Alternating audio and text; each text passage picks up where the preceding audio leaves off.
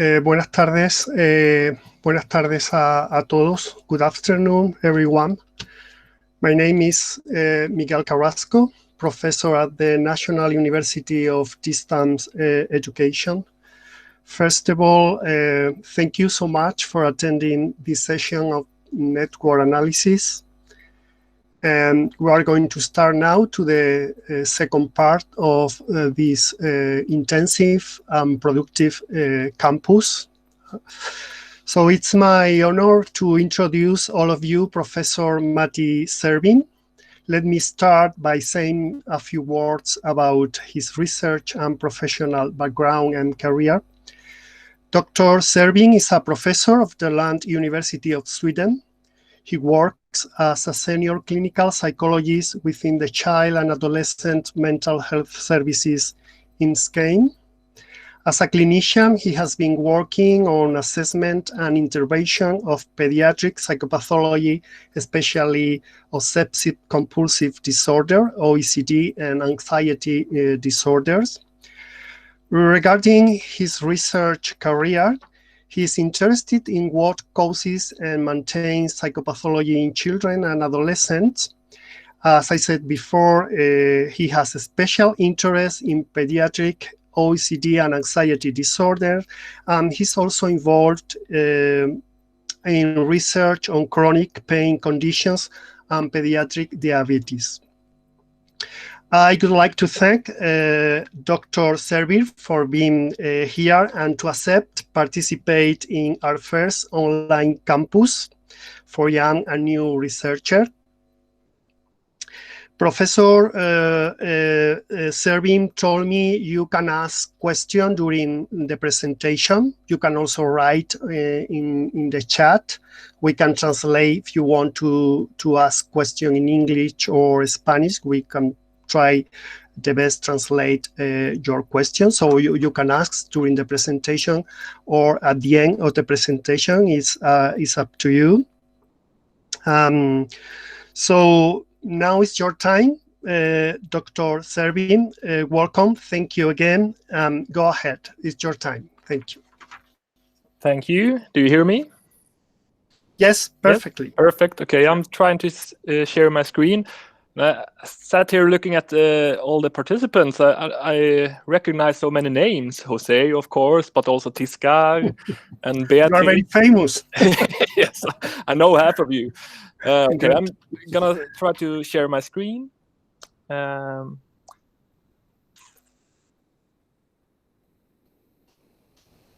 Okay, do you see my screen now? It's working now. Now it's perfect. I see, yeah. Okay. I see. So this talk will be for 90 minutes about psychological networks or network analysis. A very, very nice presentation. So I won't say too much more about me, but I have worked research-wise with some of you, and we collaborated on a study using network analysis. And I will talk quite a bit about that study and reanalyzing the data that study was based on live here in front of you. So all you can learn how to do network analysis. And just feel free to ask questions. I can't see you now, so I only see my own presentation. So just interrupt me verbally if you have any questions. Okay, let's start. So 90 minutes, and then I'm here for how long you want to ask questions after that also. Is this the last lecture today on the course or the conference? I don't know. Okay, let's go. Okay, so network analysis, I think to get the basis of network analysis, it's good to start with how network analysis have been used in other fields. And one of the most useful applications of network analysis is to actually see how airline or air traffic is connected around the world. So we have airports in different parts of the world, and then we have planes that travel between them. And graph analysis or network analysis was an early way to try to visualize all these interconnections of airplanes and airports. So you can see here, we have these and we will come back to this, but I will introduce some terminology. So all these round things are called nodes in the network. And when we talk about airports, they are airports. And then we have all these lines, and they are called edges. And from this perspective, edges are like routes of traffic. And the size of each node, and we will come back to this also, is important, because the size of each node is how heavily trafficked that airport is.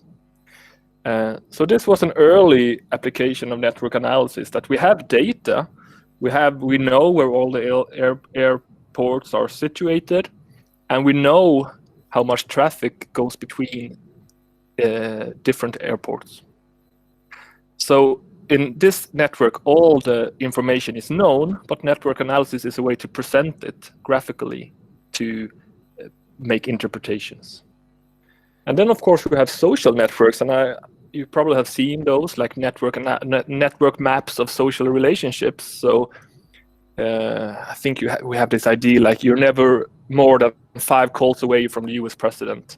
So a lot of people in the world are quite closely connected. So in social networks, a node will be a person, right? And the edge, the line, will be a relationship to another person. So maybe this could be like 2 classes in a university, something like that. And big nodes in a social network are persons with a lot of relationships to other persons. You can also see that these lines, even though it's not very clear here, are different width. So and the width of a line represents how heavily trafficked this route is. All of this will come back when we talk about psychological networks, all of these graphical layouts. And in neuroscience, trying to understand the human brain, which is very, very hard to do, network perspective in neuroscience has been on the topic for quite a long time. And I would say that the statistical analysis of network using a network perspective is most advanced in the field of neuroscience, probably. And then we have psychological networks, and this is the topic for today. And what is a psychological network? I think it's important to understand about psychological networks, and often this is called network analysis, like a topic. But network analysis in psychology are 2 things. First, it is a theory. So it is a network perspective of psychopathology. That is a theory of how we can understand psychopathology in humans. So it's a theoretical framework. And the early underlying theme in that theory is that psychopathological symptoms are not signs of an underlying disorder. Instead, psychopathological symptoms and their interrelationships are the disorder. I will give you an example of this.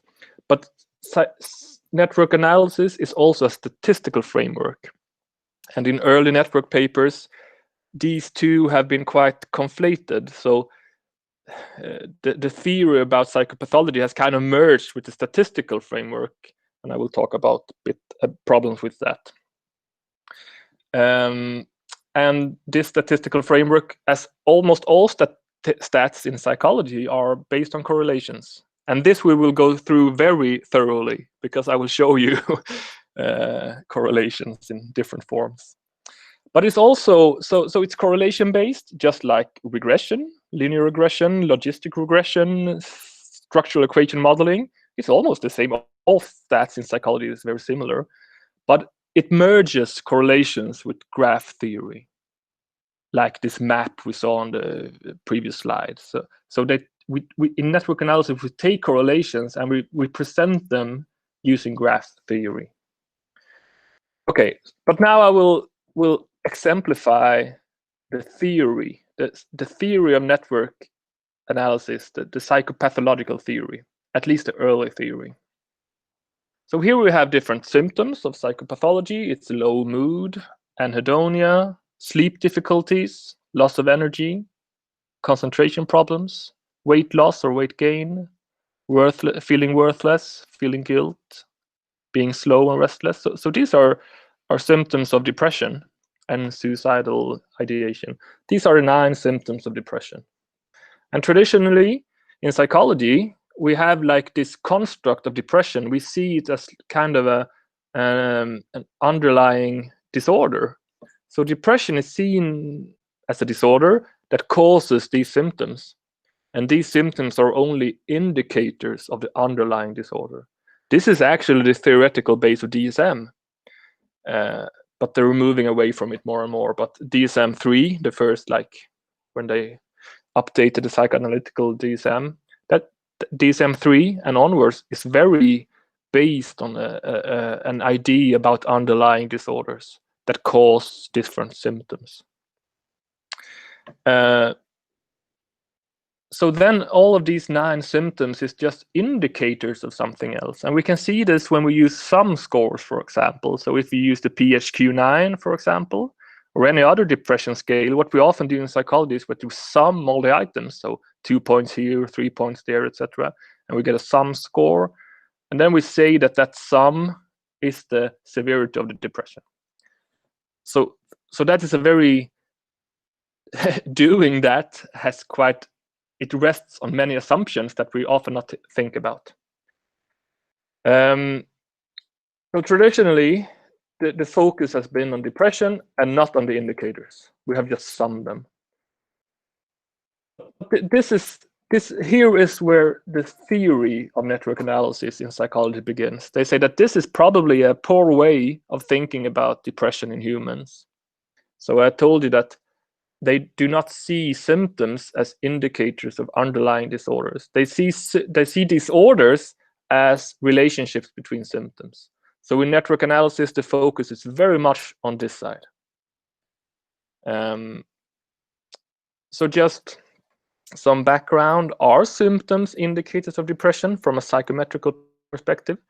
So psychometrics is an interesting field within stats, because in psychometric statistical analysis, we have focused a lot on trying to measure latent constructs, because within psychology, our theories are often filled with latent constructs that we can't measure directly, like personality, depression, IQ, etc., or intelligence.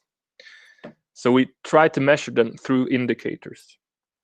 And one interesting measure of psychometric measure is internal consistency, like Combach's alpha, omega coefficient.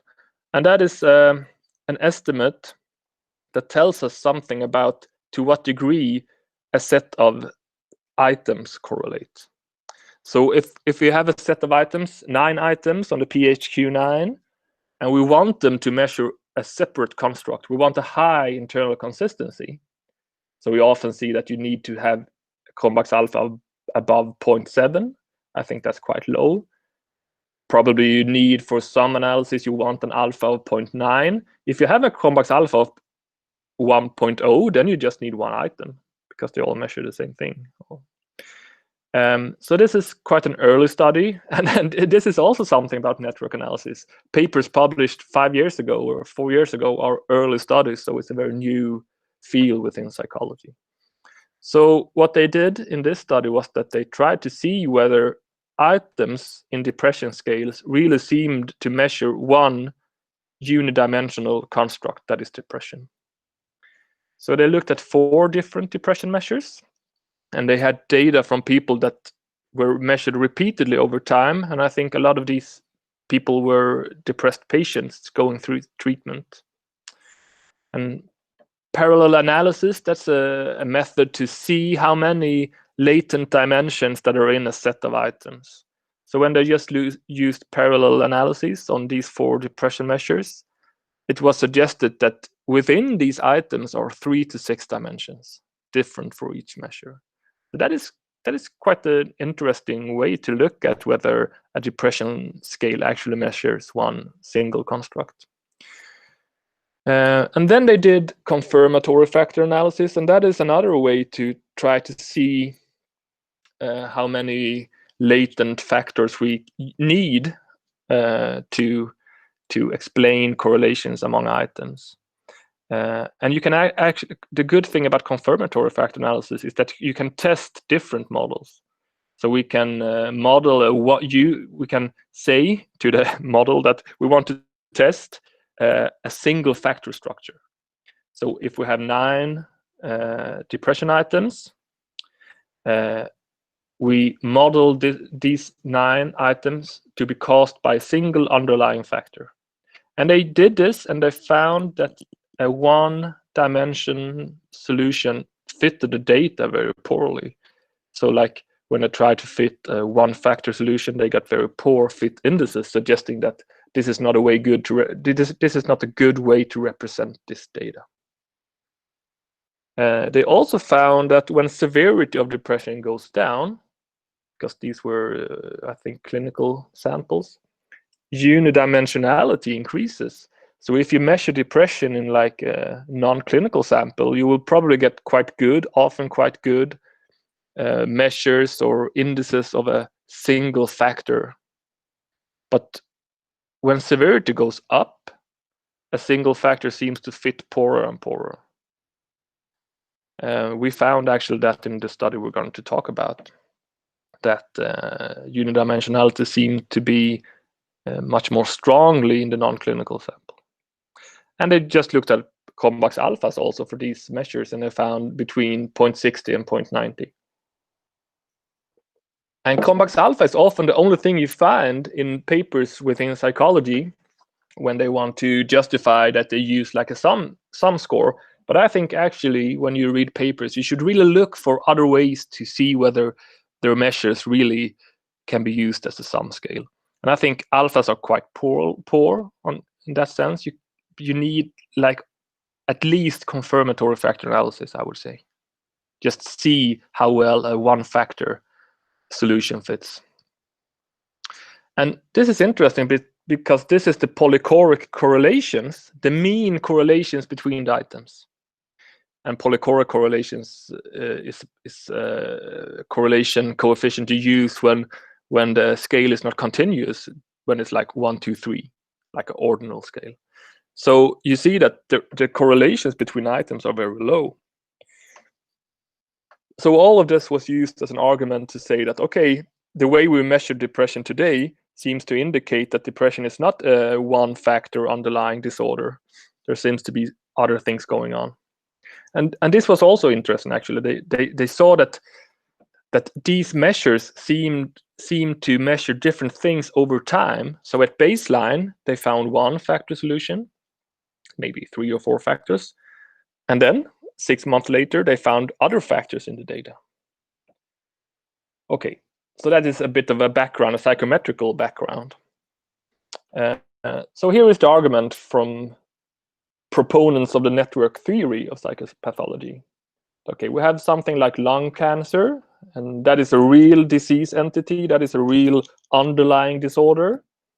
And this disorder or disease causes different symptoms, like cough and etc. And we try to treat the disease, not the symptoms. But when it comes to depression, we have weak evidence to suggest that depression works in this way. We have weak evidence to suggest that that is a homogeneous latent disease. Instead, we may gain more in conceptualizing depression as a system of symptoms. That is, the symptoms of depression is the depression.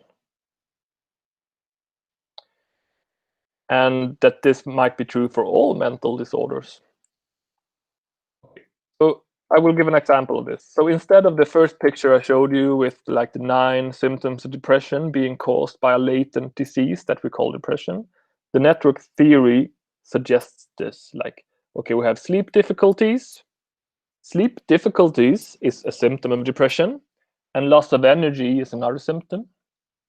Maybe sleep difficulties can cause a loss of energy.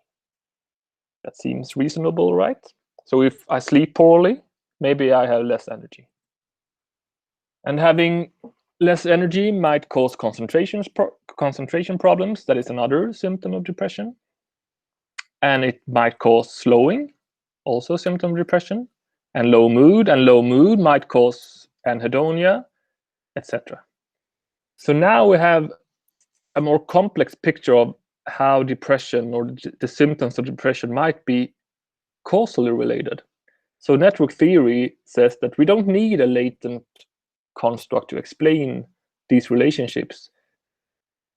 Their take is that depression is this system, a self-maintaining system almost.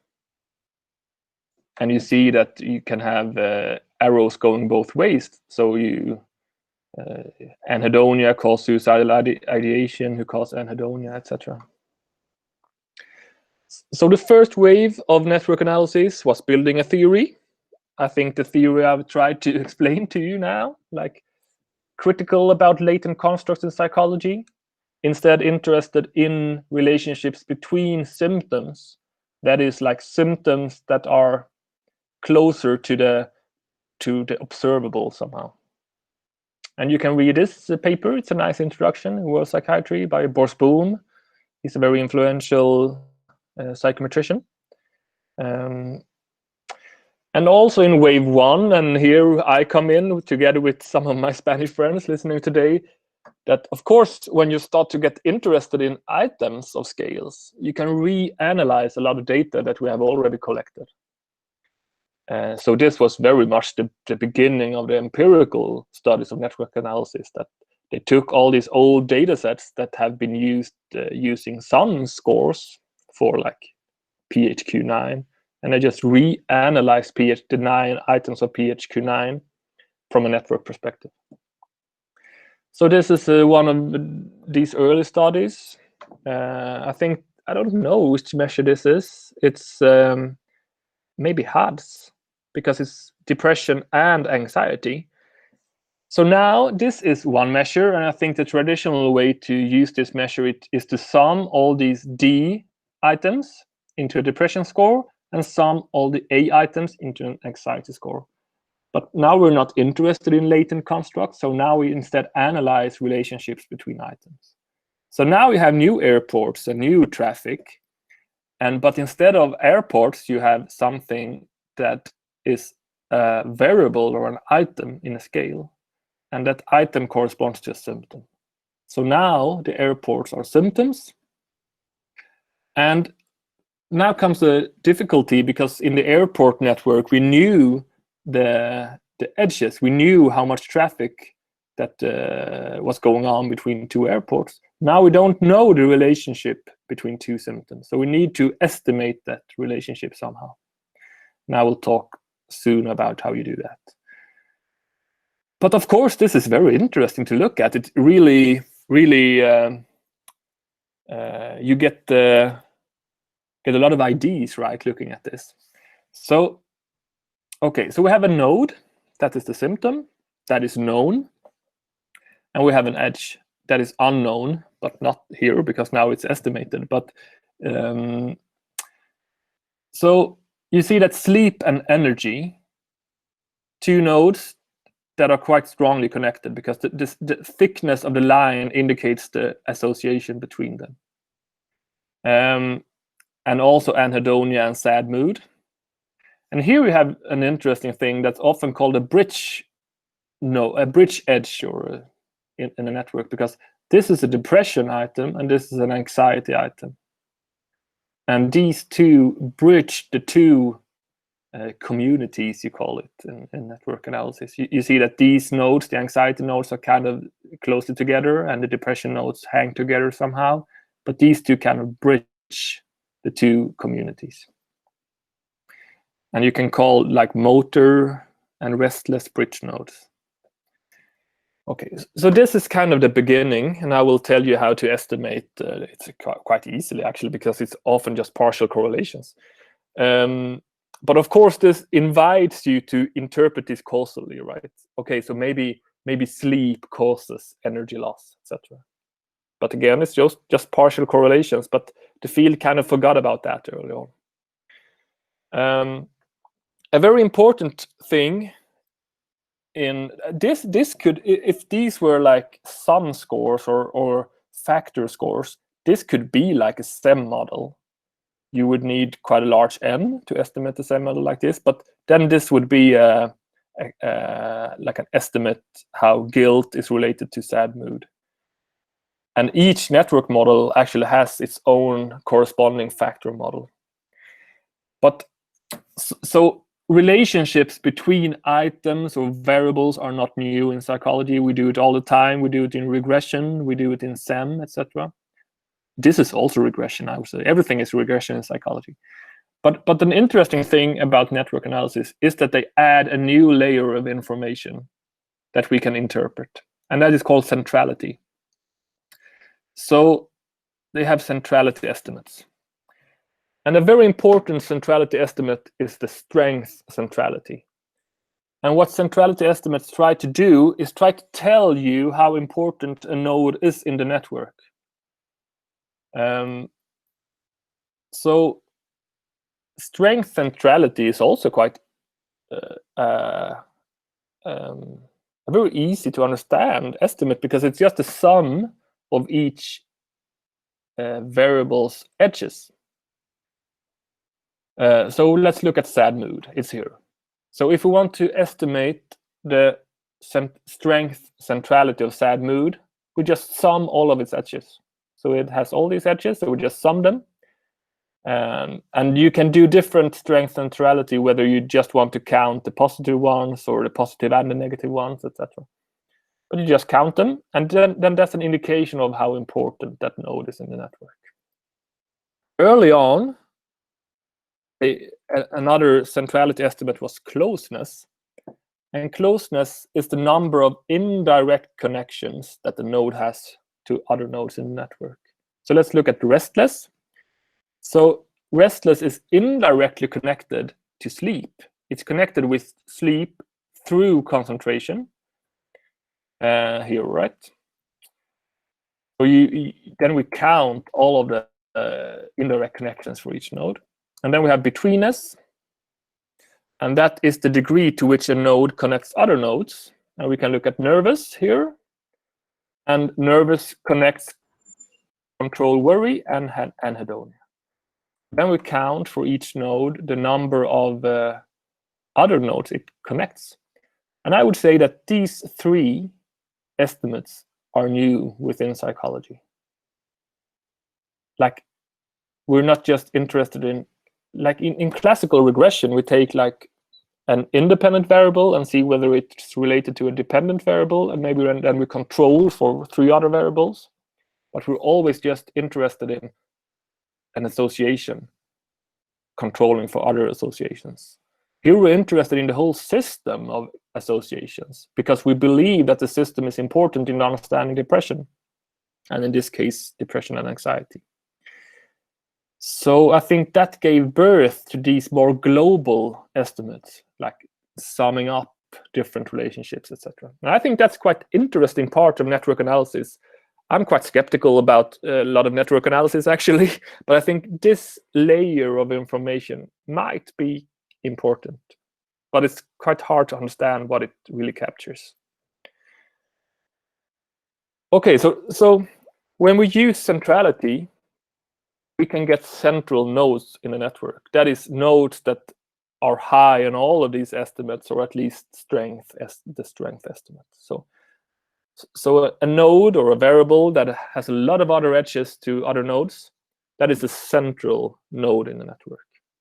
And central nodes were very hot in the beginning of network analysis. That was kind of the modus operandi. You did this, and then you estimated centrality, and then you interpreted why that node was central.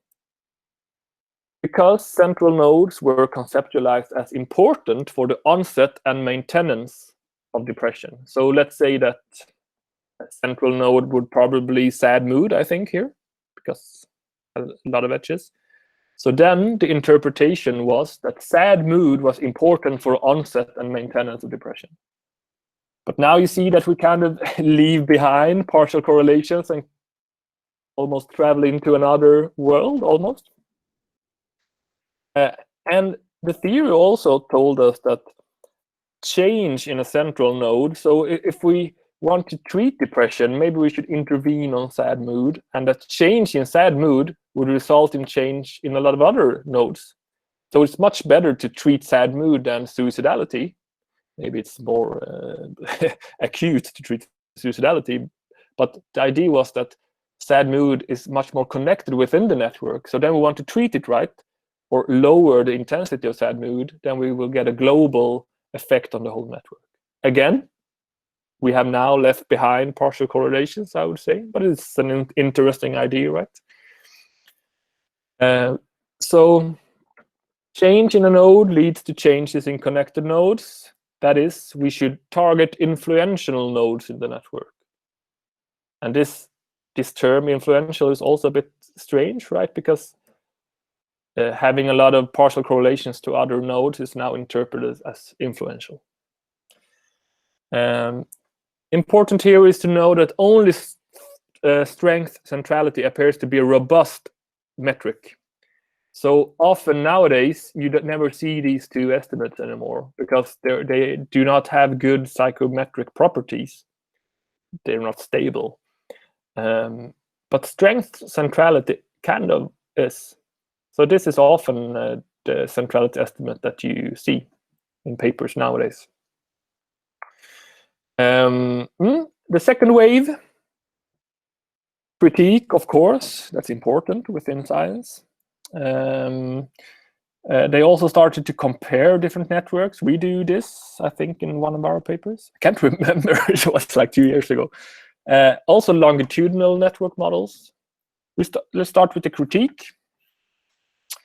We have this research team that argued that networks do not replicate. And they did some analysis in this paper in Journal of Abnormal Psychology.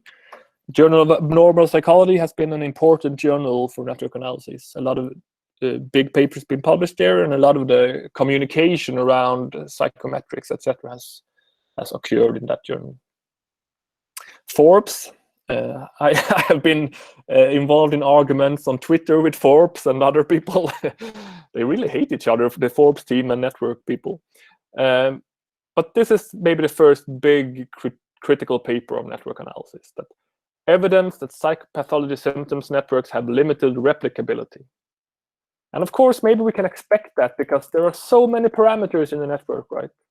And often we have small n in psychology. So they did this paper, and then they, of course, got a response from Boris Bohm and his team. False alarm, a comprehensive reanalysis of evidence that psychopathology symptom networks have limited replicability. So they took the same data, but reanalyzed it using quotation marks better techniques, statistical techniques. And then we got a response again from Forbes et al. Further evidence that psychopathology networks have limited replicability and utility. Fried, network models do not replicate. Not. I love these academic fights. But I think it was important for the field to start this argument with this team because, and the counter argument was almost like, okay, it's important with replicability, but that's not just important within network analysis. That's important for all statistical models, right? And you never see any complaints about that for SEM. And actually, the techniques within network analysis to really try to not just estimate like point estimates, but really try to figure out how robust are these estimates are quite advanced, much more so than a lot of other statistical fields. So this is what I think this was a psychometric argument that was important. I think these arguments really apply to all we do when we use regression in psychology. But I think another argument that can be made against network analysis, it's kind of we do the Cartesian mistake again, right? This is from a paper, this paper, I think this is good. Like, neither are mental disorders fuzzy symptom networks, network analysis, nor are current medical conditions definitive disease entities. That is, like lung cancer is not it's a bit what do you call it in English? It's not true that lung cancer is this real disease, underlying disease. It's also a lot of causal relationships of symptoms, etc. So it is only a matter of the extent of the current knowledge and making a decision between scientific reductionism and holism. So I think it's quite naive in one sense, the theory of network analysis that mental disorders are only relationships among symptoms. I think it's true that, of course, we can expect symptoms of mental disorders to be causally related, but probably they're also caused by other things, underlying things, or mechanisms, or what we might want to call it. But I think they took it a bit too far when they said that psychopathology can be understood as only relationships among symptoms. And I think maybe models like these are more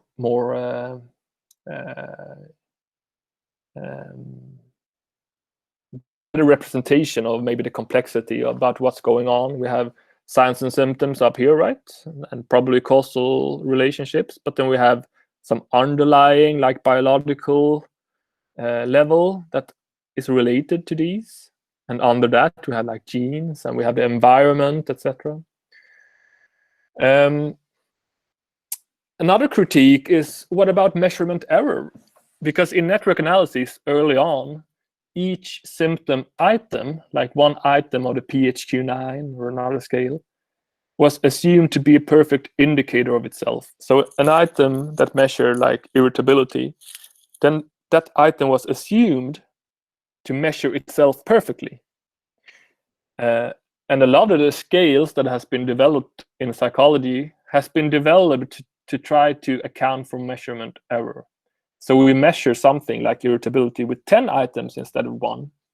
And then we can either use a sum score if we have good internal reliability, or like a factor score within SAM to have a better measurement of the construct we want to measure. But this is a problem for network analysis because they use old data, so they just have items for each construct they're interested in. But if you use SEM, for example, we often account for measurement error. But actually, we do not do that in classical, like multiple linear regression, mixed models, etc. Because then we often use sum scores. However, sum scores are often an okay indicator of a latent construct if we have okay internal consistency. Another critique, so this is the psychometrical critique, right? But then we have another critique that is based kind of like diagnostic procedures and understanding within a field that is based on signs and symptoms, like the 9 symptoms of depression. That is an unevolved field within the medical history. So we have non-specific subjective symptoms, right? Like cough now in COVID-19 times, or headaches. We know that headache can be a symptom of many disorders. So we have like medical fields that are tied to signs and symptoms are unevolved fields, and they have shallow conceptualizations about what's going on. And breakthroughs in medicine have always been built on understanding underlying mechanisms that explain signs and symptoms. So this has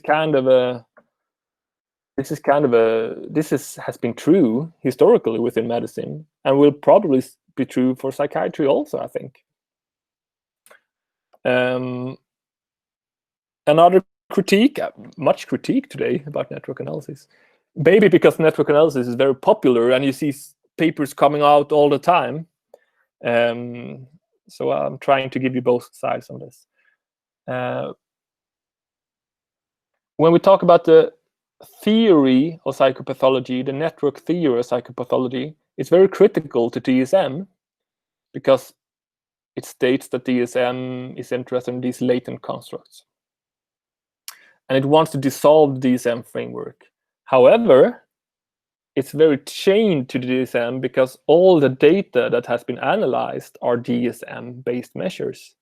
So when they're interested in depression,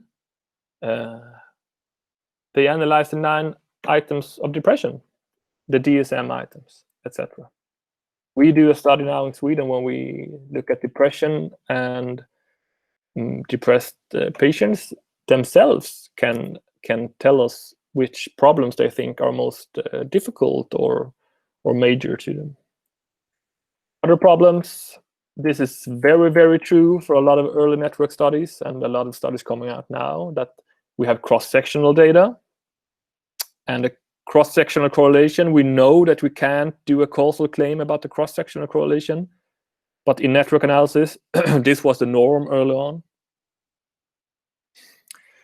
Another problem is that a lot of the scales that was used to do these network analysis were developed to have high internal consistency.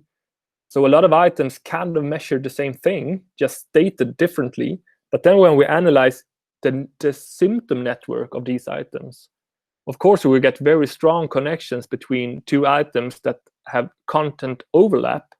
And that association was often interpreted as a causal association between being sad and feeling blue. Few replication studies early on, they kind of took a data set, analyzed it, interpreted it, moved on, but it's increasing now. I think this is kind of a major thing that I myself have just recently started to think more about, that network analysis has been very, very exploratory. Like you have a set of items, a data set, just put it in a network mixer, see what comes out, interpret it. So early network analysis was not built on hypothesis testing. And they did not have a null hypothesis that, of course, you will always get results. Perils of partialing, that is sometimes a correlation on itself, like a zero-order correlation, can be quite hard to interpret, like the correlation between A and B. And then when you look at the correlation between A and B, when you account for relationships to C, D, E, F, G, H, and I, then we have moved on to like an abstract association. We don't really know what's left in that partial correlation anymore. While in network analysis, partial correlations were seen as causal or reciprocal associations. This was also a very big mistake early on, that the last step of a network analysis was to produce the graph, like the graphical layout, and then the interpretation was made out of that graph. Another problem was that, of course, if you want to make causal claims or even like unique association claims, you need to have all variables in the model. And of course, if you look at 9 items of a depression scale, you probably have a lot of variables that are not included in the model. So we don't know if the associations we find will survive if we add new variables. But that's true for all statistical models in psychology. This is also a thing I have just recently started to think about. And statistical interpretation is dependent on a lot of assumptions, actually. And what has been done in network analysis is something that is called post-selection inference. So you have a set of items, and then you look at the data structure, and then you kind of, we will talk about that soon, regularization, etc. You use some models to kind of, based on what the data structure is, you do a model. And then what comes out, you interpret. That is kind of, you have violated the rules of statistical inference doing that, actually. But I think that's that's the course next year, maybe. Okay. Now I will go into the statistical framework, and then I will show you how to perform a network analysis, and I will reanalyze data that I analyzed with Jose and Tiscar and some other people listening. So early on, networks, the problem here for network analysis is, okay, we know the nodes. The nodes are the items or the variables, but not like the airports, where we knew the association between different airports. We knew how many planes traveled between them. We don't know how to estimate the association between two nodes. So what they did early on was they just looked at the correlation matrix, 0 order correlation, and they said that each correlation between two nodes is the association. That was left behind quite early, and then they moved on to partial correlations because that was much more easy to interpret, because you could omit a lot of correlations. That is what they did. That they estimated conditionally independent networks. So here we have 4 variables, or 2. We start with the 4 variables, A, B, C, and D. So these are correlations. So A is correlated with C here, and everything is correlated with everything. This is kind of the way it looks in psychology. So if we want to look at the correlation between A and B, it's here, right? So this will be a correlation of 0.70, right? Because 49% explain variance, something like that. But a partial correlation is this. So now we only look at the unique association between 2 variables when we control for association among the other. So now what is left between A and B is just this, when we control for the influence of C and D. So this is how you estimate the network. You take each of the unique relationships. So in this, here you can see that A and C, which are quite correlated here, are not correlated at all when you take away the influence of B and D. So this is the first step, to look at the partial correlations between items or variables. You don't need to use items. I have never used items solely in a network paper I've published, and I've published like a handful almost, I think. You can use any scale you want, any variable you want. Observations, sum scores, factor scores, etc. It's just a statistical framework. But then what has usually been done in network analysis, after you have estimated all these partial correlations, because you want to control for type 1 errors, so a thing developed within physics called regularization is used to kind of push down all the associations so that small associations are set to 0. So this is to protect against false positives, right? And all of this is done in R, the statistical program or software. And these are packages you can use when if you want to do network analysis. The first, these are called libraries or packages in R. The first library or package was called QGraph, and that is still used a lot. MGM. BootNet is kind of a development of QGraph that is a bit easier to use. And you have tutorials. It's easy to find tutorials for this, both in papers and like online. BGGM is the library I use now. It has left behind regularization. Donald, the guy who has built this, he's a very good psychometrician.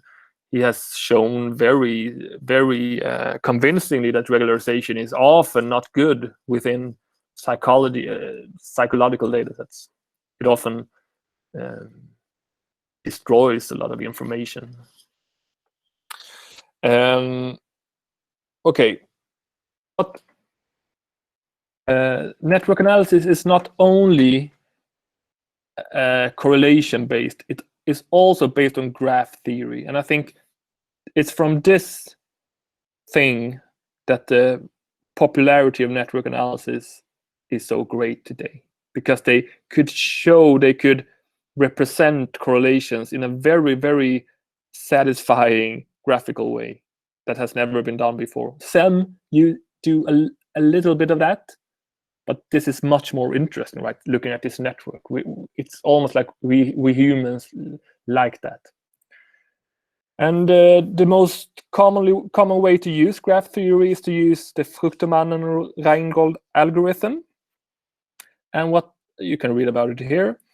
And it's a graph drawing algorithm. And it's something called force-directed placement. So what it does is that if a node is central, that is, we have talked about that, like if a node has many edges to other nodes, we call it central. And this algorithm tries to place central nodes centrally in the network. And it also tries to place interconnected nodes, that is a node pair that is strongly connected closely to each other. And this algorithm do all of this simultaneously, but it's also a trade-off, so it kind of takes the best guess of the network. So that's important to know, that network analysis at its core is just correlations. They can be partial, cross-sectional correlations. They can also be networks that are based upon longitudinal data, so you can do within subject networks. So if we have a lot of observations for a single subject, we can take all of those observations and try to estimate how different variables within this person are related to each other over time, and then we can actually draw a single subject causal network, like at least Granger causal, that is like this variable increases in this variable seems to come before increases in this variable, etc.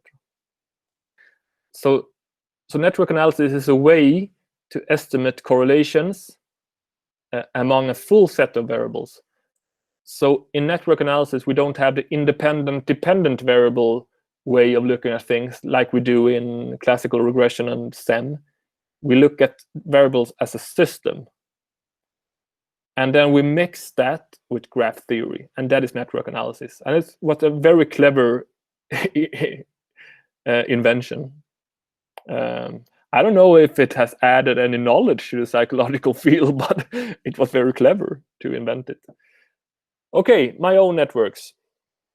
When I did my PhD, I did it on OCD, not at all using network analysis. We just interviewed a lot of kids with OCD here in Sweden, in Lund, where I work, and I was interested in which emotions that drive obsessive compulsive behavior in kids, because the main psychological theory is that OCD is very driven, that fear is the main driver of OCD. I found, and the colleagues who helped me, that fear was of course involved in OCD, but also two other emotions were very central: disgust and something we called incompleteness, like the sense, not just right feelings. But that is another topic. But I did that, and then I finished quite early in my PhD, but I had to wait like a year to defend my dissertation. So then I had time to do other stuff. So I started reading about network analysis and got quite interested. And this was, I think, in 2018, maybe. And I learned how to do it in R. I had worked some in R before, so that was not a huge step for me. But what I did is that OCD is very heterogeneous. So compared to like social anxiety disorder, panic disorder maybe, OCD can present itself in many different forms. And a way of measuring that heterogeneity in kids is through the obsessive compulsive inventory, the child version of that scale.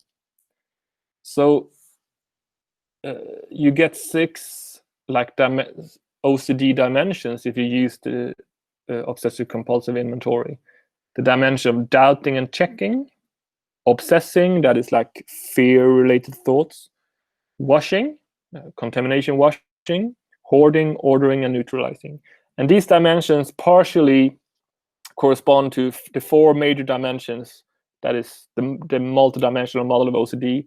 And those dimensions are contamination and washing, symmetry, kind of like ordering, taboo thoughts, like thoughts about sexuality and religion, etc. I think maybe ends up somewhere here. Hoarding, and David Matash Coles, he's also from Spain. He's a professor here in Stockholm. He has been a major researcher looking at the dimensionality of OCD, and he was one of the person behind that hoarding became its own disorder in DSM-5. And actually a lot of like factor work on dimensions of OCD show that hoarding seems to be seemed to be a dimension that was partially different from OCD. But so I had this data for my PhD thesis. I had data on like 120 kids for doubting, checking, obsessing, etc. I was never really interested in items, because the items on OCI for obsessing is very similar. They almost ask for the same thing. But the scale of obsessing is quite different from the scale of washing, etc. So I just when I tried to learn network analysis, I just analyzed my own data. So I printed kind of the network for this scale for these 6 dimensions. And it was so interesting to see that network. It was the first network I produced myself. So then I asked David up in Stockholm, because they also have OCI data, can you just send me your data so we can write a paper? And he is a bit less impulsive than me, David. So he told me, then you need to write a proposal, like a 1-page or 2-page proposal. So I did, and then I sent it to him, and he told me like, okay, yes, we can do this. But then I had a proposal. So then maybe I can do this major study. Maybe if I just look up all the researchers in the world that has data on the obsessive compulsive inventory for children. So I just emailed around, and I think I emailed Jose or maybe Agustin, and that's why I'm here today, because of this collaboration that we did. Because you have a lot in Spain, you have collected a lot of data on obsessive compulsive inventory from non-clinical samples like population or community samples. So this was the first study. I emailed around, and we actually collected data for almost 7,000 non-clinical kids and 700 kids with OCD. So we were then interested in the network structure of OCD dimensions in kids. There had been 2 prior studies with OCD patients, very small studies, I think like 100 patients, one with adults and one with kids. But it was based on the items of a scale called CY box. And I have never thought of the items on that scale to be very relevant from a network perspective. I thought that these dimensions were more interesting to see how these dimensions of OCD hang together. So this is the study. We actually got it out in a very nice journal, the Journal of American Academy of Child and Adolescent Psychiatry. And you see the author list, it's very long because a lot of people contributed. And Tiscar here and Jose here.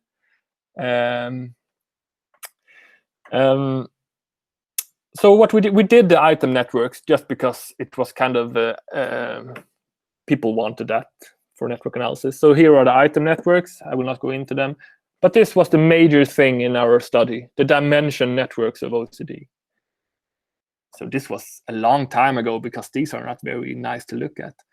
But what we found is that, and you can see that in the title, right? The centrality of doubting and checking in the network structure of obsessive compulsive symptom dimensions in youth. So this is the variable doubting checking. This is just a sum score. So I think this was one of the first studies that used sum scores.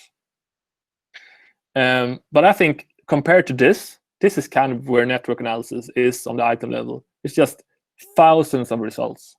This is a bit more easily interpreted somehow. So these are the clinical kids, and these are the non-clinical kids. And you can actually guess that because you see that we have less edges here because we have less power. So like a small edge like this would probably disappear here because of regularization.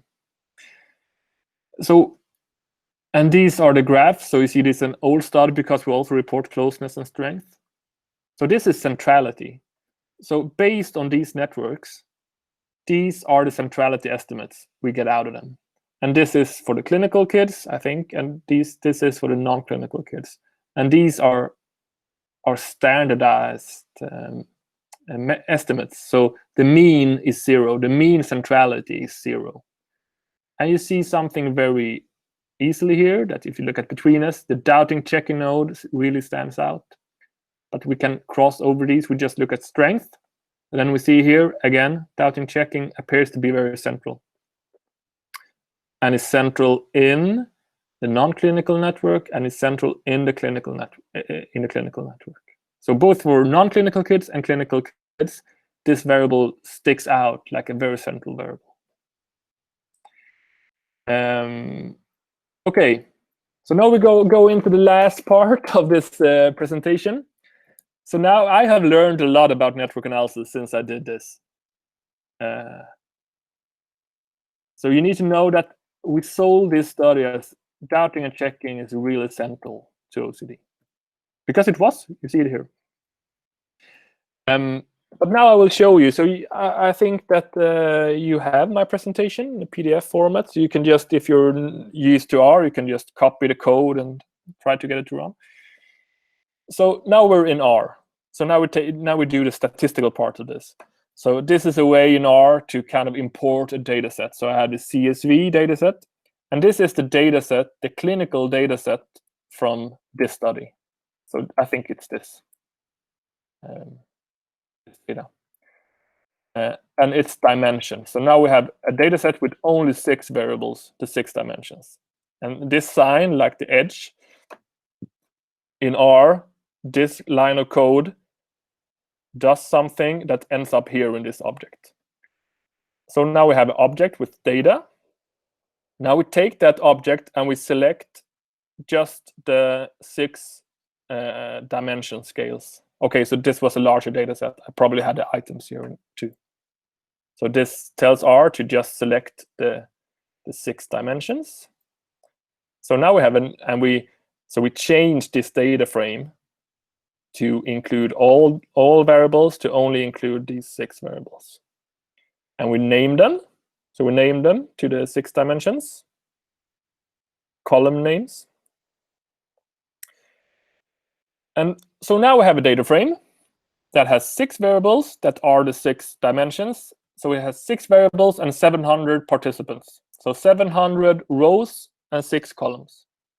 And now I tell R to show me the correlations of this data set, just 0-order correlations, and they are here. And of course, the variable doubting checking correlates with itself, 1.0. But we also see that it has positive correlations with all of the other variables. And now we know that this variable is kind of a central variable, and we can almost sense it already in this 0-order partial, this 0-order correlation matrix, to see that it has like correlations 0.3, 0.4, while for obsessing, lower, right? Lower. So this is the starting point. This is a starting point for almost all correlation-based analysis in psychology. Like linear regression also starts here. But we do not end here. The early networks took this correlation matrix and printed a network based on this. So then in such a network, the edge between doubting and checking and obsessing will be 0.41. And the thickness of that edge would represent this 0.41. So that would be twice the thickness of this almost. Okay, but we don't want to end here. So now we do something with this correlation matrix or this data set. And now I'm using, like I told you before, I only use BGGM now. That's the library in R. And for the paper that we published, I didn't use BGGM, and I used regularization, which was the gold standard at that time. But now we know that regularization is not very good. So now we will reanalyze this data. So I load into R BGGM. A set seed. This is something we do in R to be able to replicate our results exactly. So now I do something. So I take, this is a code from BGGM. So I tell BGGM to take this data set of the 6 variables, and it uses actually a Bayesian estimator. But now what I really wanted to do is to show me the partial correlations. So now we have, this is 0-order correlations, but now I know to know the unique association between doubting and checking and obsessing when we account for all the other associations in the data set. Do you remember this picture with the 4 circles? So we want to know the unique associations. And this line of code gives me an output that includes a lot of things, but among other things, the unique correlations. So these are the unique correlations. And look at this, for example. We can look at this, the correlation between doubting and checking and obsessing. What was that in the last? It was 0.41. Now it's 0.28. You see here it's a minus correlation. What was that in the last one?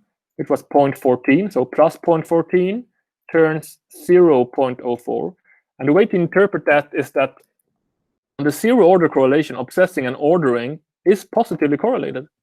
But when you account for all the associations among the set of variables, this positive association disappears, actually turns minus. But we're not finished yet, because this is just partial correlations, so we have not controlled for type 1 errors. And it was in this stage that regularization comes in earlier on in network analysis. Now we should then use, if we use the old method, we should use regularization to push down, like push all these correlations and see which survives. So probably all of these will be pushed to 0. But now we don't use regularization. I don't use it anymore. Instead, I use classical. You can read about VDGM. It's a better statistical method to control which of these associations to keep.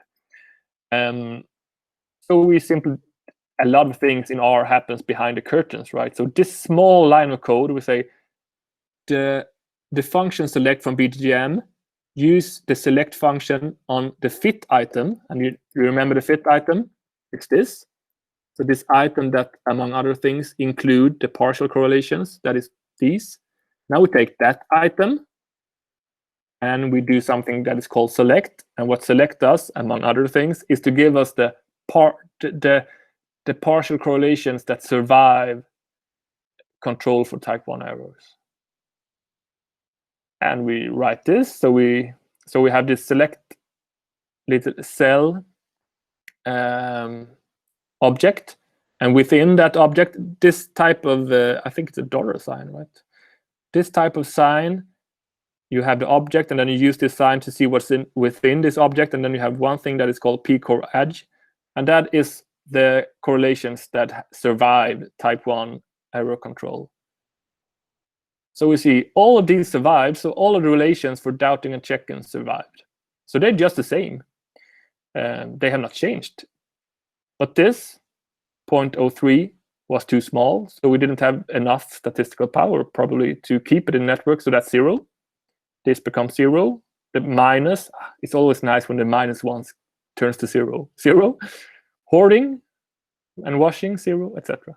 So we see that the large ones survives, the small ones do not.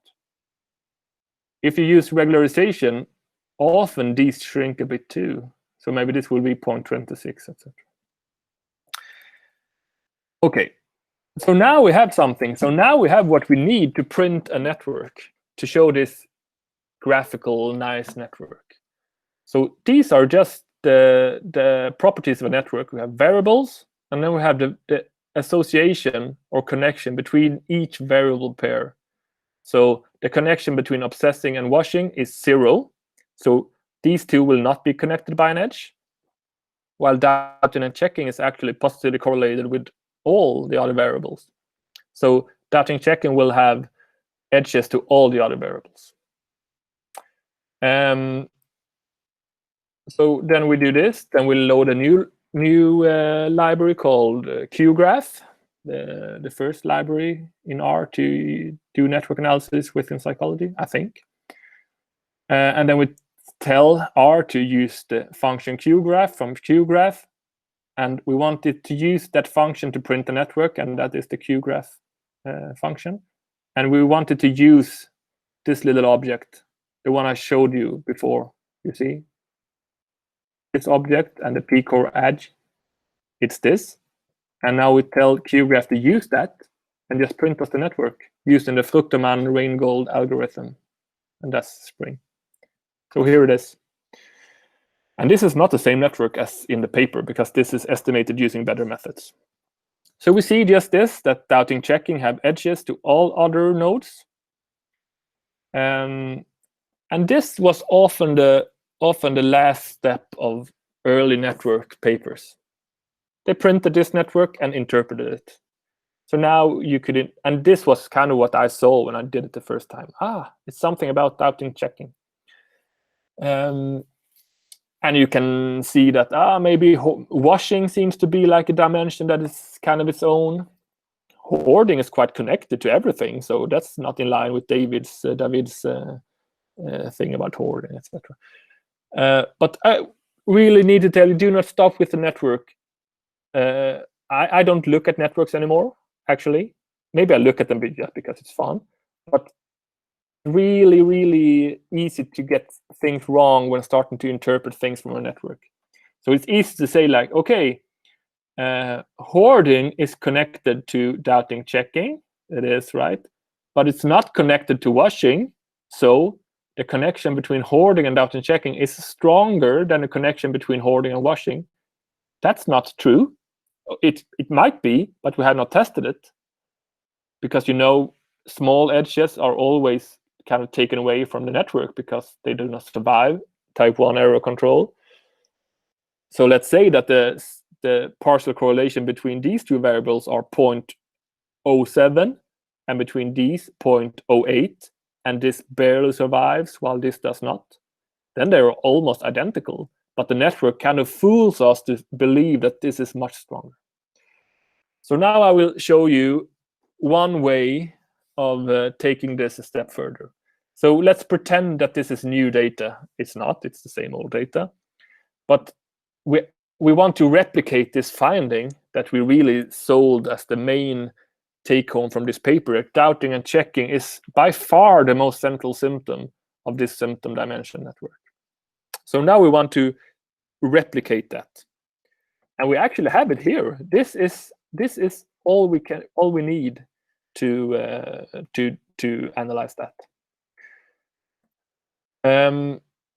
So I really need to tell you that this is kind of my personal take, but I think it's better if you want to use network analysis to start with the theory, to start with an hypothesis about something. Like, okay, I'm interested in obsessing. And I'm interested in obsessing and how obsessing is related to washing. That's a very traditional way of looking at washing, that you do it because you're afraid something bad will happen otherwise. So then we would expect a positive association between these two, right? So, okay, I'm interested in obsessing, and I'm interested in its connection to washing. But then OCD is very heterogeneous, so I need to account for like the network structure when I look at this association. This is a much better way of going into a network analysis, an idea about what we want to look at, compared to the old method. Yeah, okay, I have data, I put it in the network blender and see what comes out. So I would really, I think that's easier to do good network studies that way, having an ID.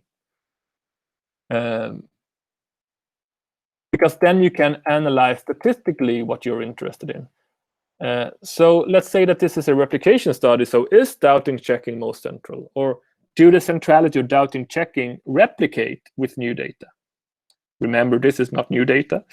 So back to R. So what we do now is that we again ask R to use the function predictability, and that's a function within BGGM.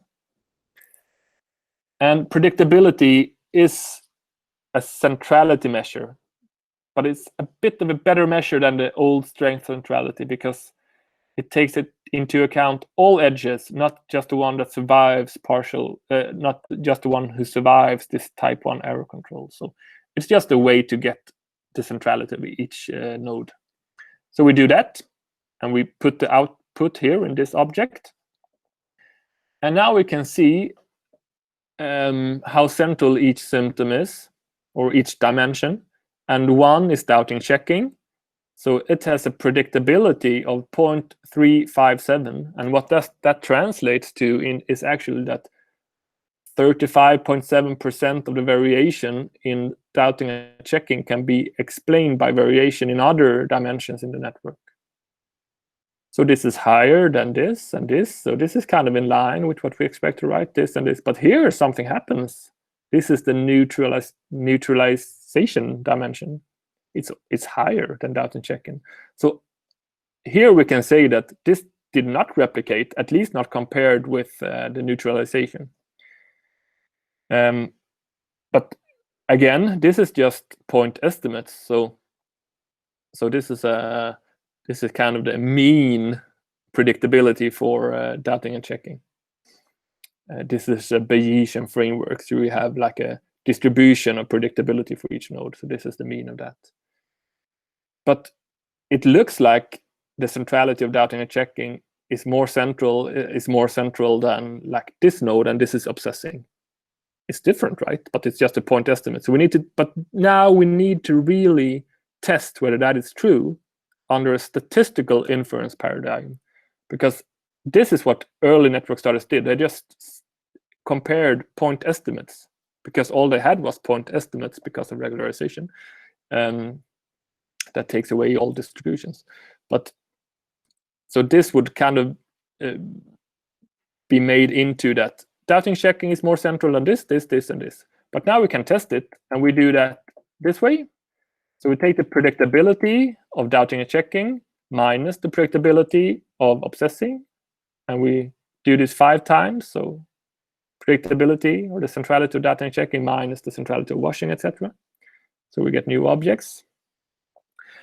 So, okay, this is very technical, but I hope some of you can use it. So now we get posterior probabilities. And that is quite an interesting Bayesian estimate. That is, if we keep collecting this data, how many % of the time will doubting and checking be more central than obsessing, for example? So now we test that. So we take this difference object. And my email address is in the end of this presentation, so you can just email me if you want to have any help with doing this in R. It's easy to just do a Zoom or something. But now we can say that, okay, doubting checking will be more central than obsessing 100% of the times if we just keep collecting this data. That's a strong empirical evidence for that doubting and checking is more central than obsessing in the network structure of these dimensions in clinical kids. It will also be more central than washing 100% of the times. Great, this is in line with our big study in JCAP. More central than hoarding 97% of the times. And this is actually under 97.5, which is kind of traditional alpha, like 0.05, p 0.05 level. But okay, let's say it's kind of replicated. More central than hoarding 97% of the time. And more central than ordering 100% of the time. So far, so good, right? But now something happens. Like when we compare doubting checking to neutralizing, it will be more central than neutralizing only 17% of the times. So now our result did not replicate, even with the same data, because now the methods within network analysis has improved and they're better. So now we can see that the interpretation we did, that doubting checking was more central than all other dimensions, probably were not very solid, but it was probably caused by regularization. So new conclusion. This is the old conclusion from the JCAP paper, but now I have added this new information. I did this afternoon, so this is very new to me, kind of depressing. The centrality of doubting checking and neutralizing in the network structure of childhood OCD adds to classic and recent conceptualizations of the disorder, in which the important role of doubt and neutralizing in disorder severity and maintenance is highlighted. The present results suggest that doubting checking and neutralizing is important targets for further research into the etiology and treatment of childhood OCD.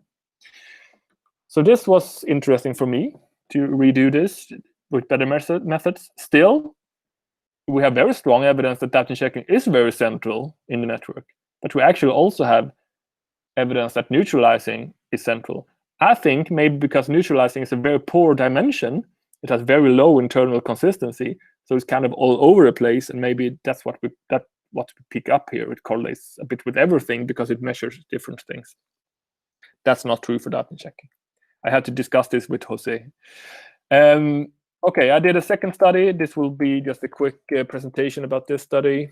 The CAMS trial is an American trial. We had some Americans on this big JCAP paper that I talked about just now. And through them, I got involved with other researchers in the US.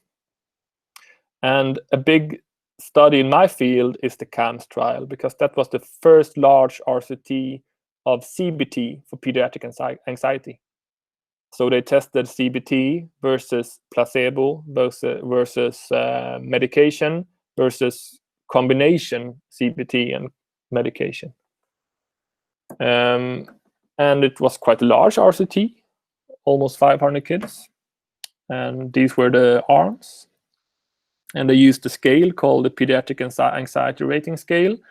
And again, so what they traditionally have done is that they just sum all the items of this scale, and these are the items: the frequency of anxiety symptoms, the frequency of distress, etc. But I was kind of sold on this network perspective, so I thought like, maybe if we kind of look at these items in this scale like a network, and actually this scale has very low internal consistency, so I think that's justified. And I think this was 1.5 years ago. A new technique called network intervention analysis was presented in a paper. So we used that. So here is this is a good paper. This is the paper where they introduced network intervention analysis. Okay, so what kind of data did we have for the CAMS trial? We had this measure, Pediatric Anxiety Rating Scale, measuring these 6 items or dimensions of anxiety. And we had these treatments, CBT versus placebo, sertraline versus placebo, and combination versus placebo. So I used these contrasts, like, okay, I will show you in the graph. And we also had data at baseline, at 4 weeks, 8 weeks, and 12 weeks. The treatment ended at 12 weeks. So I estimated the network of parse items at each time point. And I added a node that was the treatment. So I added a node that was representing CBT versus placebo, so a 1 versus 0 node. So all the children in the CBT arm had a 1 in this variable, and all the kids in the placebo arm had a 0. So what we get then is kind of causality, because this node is which group they ended up in was decided before we measured them with parse. So we published this in another good journal, actually. Symptom-specific effects of CBT, sertraline, and the combination in a large randomized controlled trial. So this is the output. So now we have this node for CBT, and then we have the network structure of the parse items, like degree of avoidance, degree of interference with peers, etc. And you actually see that now we have negative edges between parse items. So that might be an argument to actually look at these items separately. But now we also have this node, and this is interesting. So what this means that if you were randomized to get the CBT treatment versus the placebo, that pill placebo, at 4 weeks, this node has edges to other nodes. So what this means is actually that if you got CBT versus placebo, at 4 weeks you had lower scores on psychological distress, but actually higher scores of interference with peers. So now we have this is kind of causal in one sense, because it's a randomized controlled trial. And then we look at 8 weeks. So now each red edge means that CBT, being randomized to CBT, is related with lower scores on in that node. So now we see that still good results for interference with family and psychological distress, and also frequency of symptoms. But again, more of avoidance, more of physical symptoms. So now we can interpret that, right? What is that about? Maybe because exposure in CBT actually leads to physical symptoms or something. And this is at week 12, at the end of treatment. So now you have no negative effects of being randomized to CBT, only positive effects. And the positive effects are there in relation to avoidance, interference in the family, and psychological distress. So this is a way to kind of use network analysis in a more complex way. But it's not that complex, really. It's just a correlation network of items, and you just add a variable that is a 1-0 variable and see whether that is correlated. Yep. Okay, so here is my email address. And this was the end of my presentation. So now, and it's 5 minutes before. Any questions? Okay, thank you so much, Professor Cervin. So we have time, 10 minutes maybe for question. Is there anyone who wants to ask? Okay, Jose Antonio, go ahead. Your question. Thank you. Congratulations, Matti. Thank you very much. I have a question. I was wondering about, and that is a mystery, how is possible that the internet connection is better between Sweden and Spain than between places in Spain? I'm joking. This morning we had some problems with the connection. Okay. It was perfect. It's some kind of mix of mystery. Yes. Now the real question. Well, I have one question and two challenges: my use of the language of English and the knowledge of psychometry. But I will ask you a simple question, but one question that can help everyone to know whether the data set, the database, their project, their doctoral dissertation would be a good database for network analysis. Are data sets with large samples, multiple variables, and multiple measurements the best data set for network analysis? Because I understand that it depends on your theory, your model, your research question, but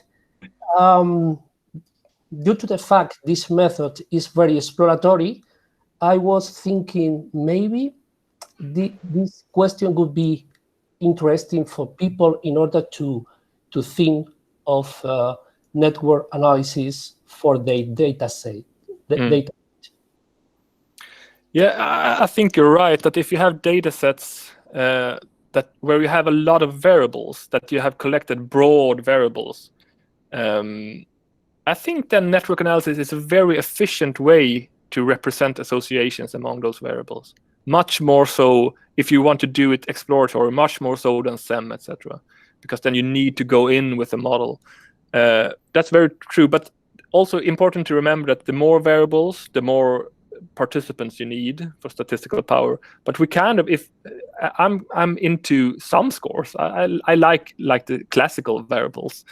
So then we often don't have a big problem with n because maybe we have 7, 8, or 9 variables. The early network studies sometimes had like 40 items and quite little variation in items, so they had a big n problem. But I think you're right that if you collect broad variables on a topic and it's an understudied topic, I think network analysis is a very good way to explore associations. But you need to be very clear about that, and that I think that has been missing. But we now have better methods to do exploratory work in network analysis also. So what I showed you now, like the last, when I reanalyzed the data for our JCAP paper, you can actually say something about what we can expect from future studies.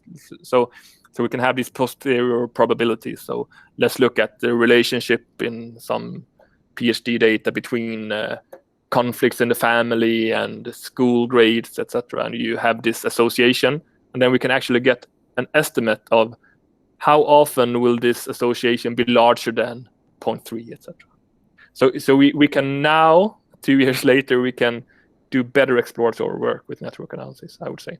And I also think that if you have a theory, or you work from a theory where you actually look at the variables you have from a system perspective, then I think network analysis is a good way to look at them, because then when we use classical regression, we kind of leave that perspective behind, because we need to choose independent variables and look at their relationship to a dependent variable, and it's kind of a causal thing. So I think for all people listening now, if you actually work out of a theory that you think fits nicely with the network perspective of reciprocal relationships, then I think that's a better way to analyze the data. But you get so many results, so you need to be very stringent about it.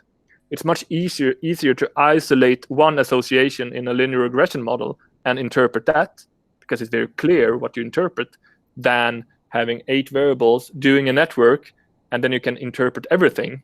So I think you need to be very stringent about the way you do it, much more so than in the classical regression models.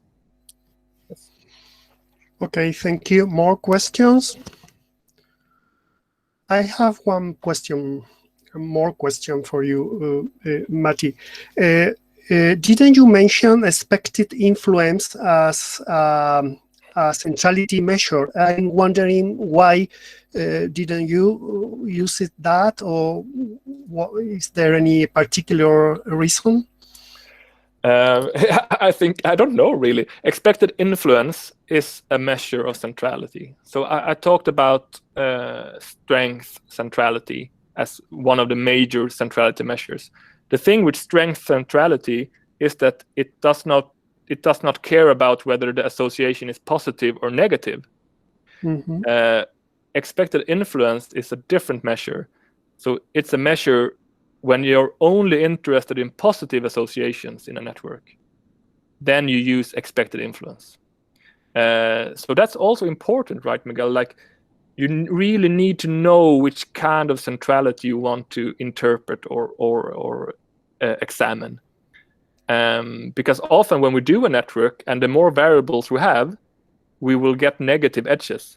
That's almost a statistical necessity. But maybe, and often those negative edges are false. So maybe we don't want to count them when we do the centrality. So then we should use expected influence instead, or something similar. Okay, thank you. Yeah. Okay, one question more. How do you deal with the measurement error when you include items? Because this is a critique of this network analysis. So I'm wondering, how do you deal with this issue? We don't, or they don't. Actually, we can't deal with it. Have you got any suggestion to deal with that? I think it's been a bit lazy, the network field, because they found this method of reanalyzing data. It's very easy, right? Like we did in our paper. Jose just sent me his data. It was I didn't have to collect it. It's very hard to collect data. All PhD students know that. It's very hard work to collect data. But actually, if the network field really wanted to take it one step further, they need to develop new measures. So, okay, we're interested in irritability in depression, and we know that we have a measurement error problem. Then we need to maybe have a short measure of that, like 3 items that kind of accounts for irritability, and we need to show that they do it in a good way. Then we can use like the factor score for those 3 items in a network analysis. And newer models, newer methods actually combine factor models, like in a SEM way, with network analysis. So you first fit the factor structure model, and then you can account for measurement error, and then you fit the network on the latent factors. Mm-hmm. Okay, thank you. So I think I don't have more time for more questions, because we have a question here in the chat. Oh yes, thank you, Matti. You were. There is oh yes.